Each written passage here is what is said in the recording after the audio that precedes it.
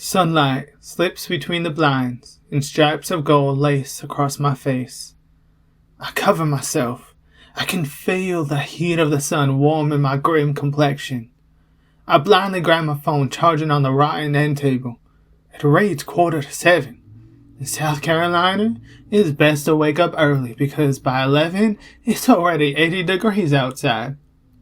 May is one of my favorite months of the year. Cool in the morning and beautiful for every hour after. A dust chill sits in the air, soon to warm from the sleet sun. I start my day by doing some push-ups, sit-ups, and squats. I may be small, but that doesn't mean I have to be weak. After that, an exciting getaway in the shower awaits my attention, before reality slaps me in the face. A bang starts at the door as I drape the towel over my wet auburn hair. "Hurry up, Alex! I won't be getting late again!" A husky voice bounces around the cluttered bathroom. My silver eyes take a last look at myself bare in the mirror. I've grown stronger and leaner since I started exercising this past year. I may be petite, but I can hold my own. I feel a pulsing sensation on my upper back. It stung all night like friction burn. But when I look, there's nothing there, except some minor swelling. I'm sure it's nothing. The bang starts again, but I interrupt it by swinging the door open. "It's all yours, Greg!" I scoff. He grabs my arm and lightly squeezes.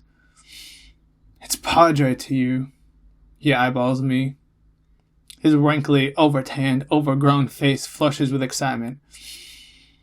"Stop wearing such tight clothing. Lucky I'm 17 because next year he pulls this shit, I'm kicking him through that door."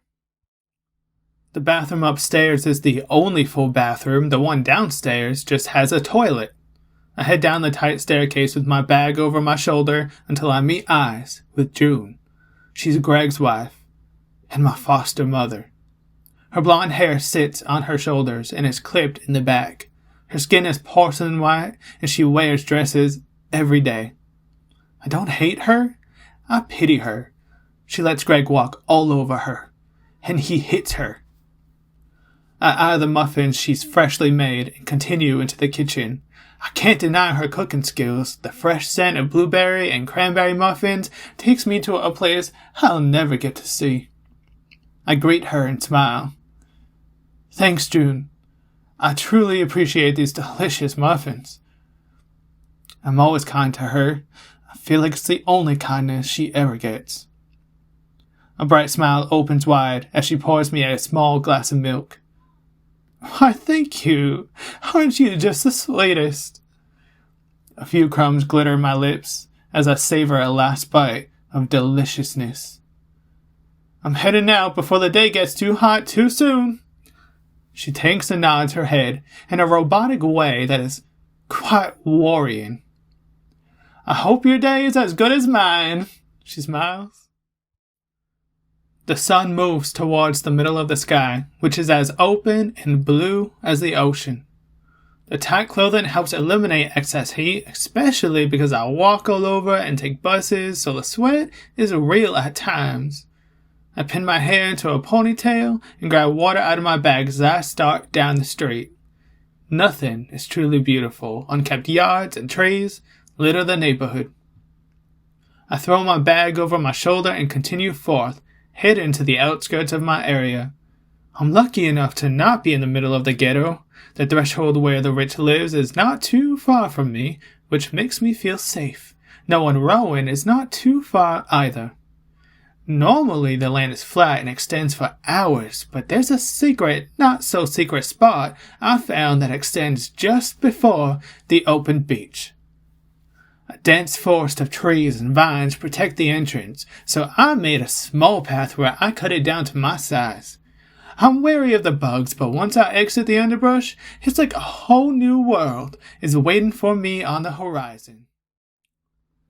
I throw my bag down onto the grass and stand towards the edge of the cliff that towers over the open beach for what seems to be hundreds of feet above it. The warm sea breeze snuggles my body and I'm instantly relaxed. I feel my best at high altitudes. Soft screams and chatter can be heard as the current carries them. I lay on the grass and stare at a cloud in the sky. I watch a plane swiftly dip below it towards the beach and over my view. Its loud noise temporarily deafens me, and I wonder, what does it feel like to fly in a plane? I close my eyes, entranced, feeling the warm sun cover me like a blanket. The air has changed, and I shake as the hair stands on my arms. I open my eyes to a golden sky and a nearly empty beach. I must have fallen asleep. I sit and hug my knees as I watch a boat in the far distance, looking like it's sailing the edge of the world. Suddenly, my eyes shift and my vision becomes contorted. I close my eyes. Am I going blind? I'm scared to open them again. But when I do, I read the words written on the boat. SS Tobago? My eyes are hyper-focused, almost like tunnel vision, except I can see everything around me, both close and extraordinarily far. What's happening to me?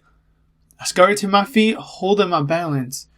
Everything looks magnified, and I can't tell how flat or how steep anything is.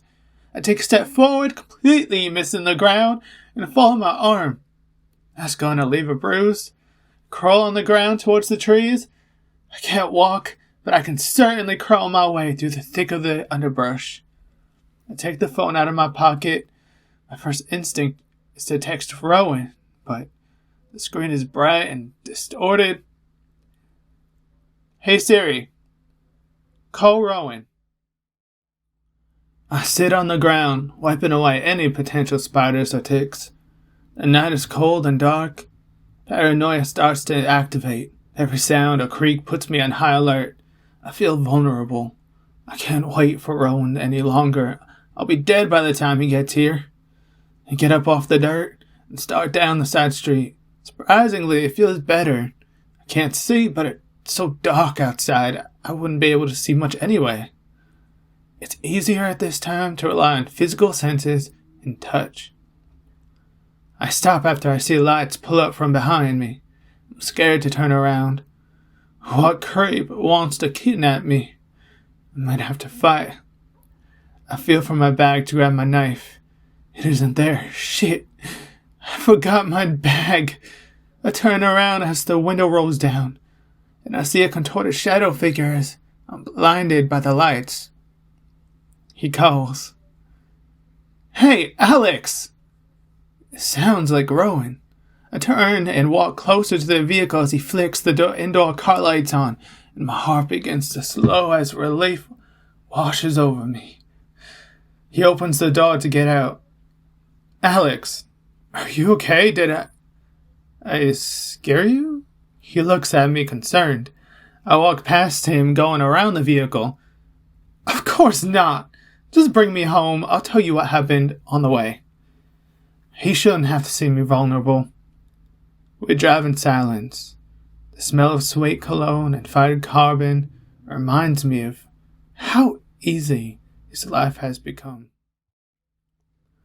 Alex, your message freaked me out.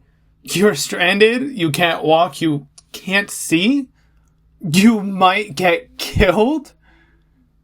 He vents his frustration, putting a slight smirk on my face. I wave my hand up. I might have over-exaggerated slightly on that last part. I dread having this talk with him. I haven't even had this talk with myself. I take a deep breath.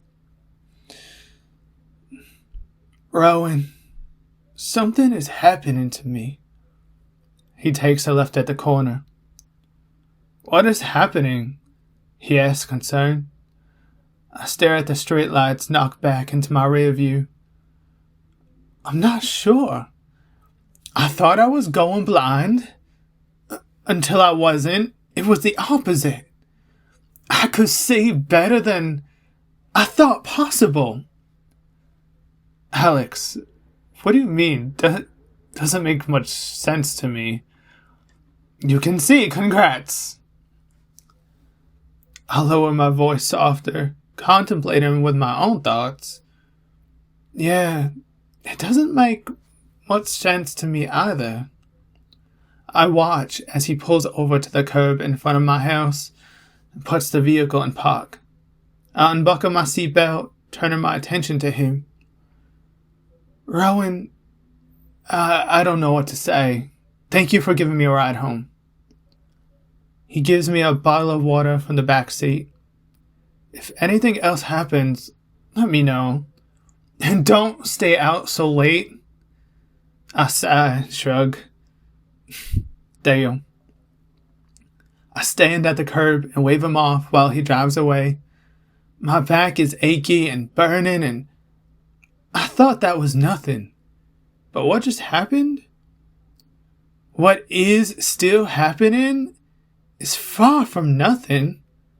Who? Oh, what am I?